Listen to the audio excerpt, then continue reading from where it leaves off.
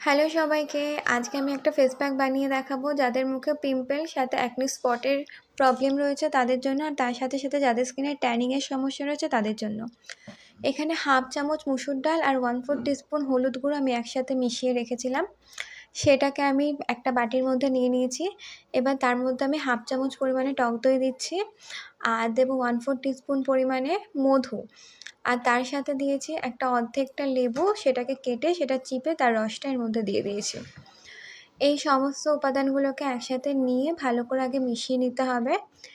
দেখতে হবে আমাদের ফেস প্যাকটা যেন খুব পাতলা বা খুব গাঢ় না হয়ে যায়। মার্কেট থেকে নর্মালি যদি আমরা ফেস প্যাক কিনি তার থিকনেসটা যেরকম থাকে সেরকমই আমাদের রাখতে হবে। খুব পাতলা হয়ে গেলে কিন্তু এটা একদমই ব্যবহার করা যাবে না।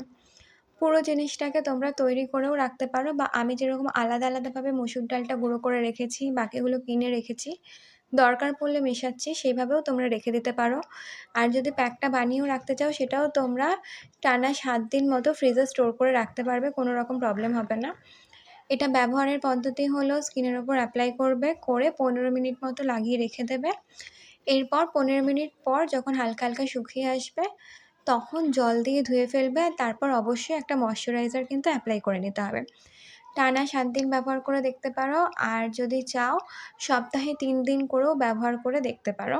যাদের খুব ড্রাই স্কিনের প্রবলেম তাদের বলবো 7 দিন না করে সপ্তাহে 3 থেকে 4 দিন ব্যবহার করলেও এর উপকারিতা তোমরা পাবে। টাটা।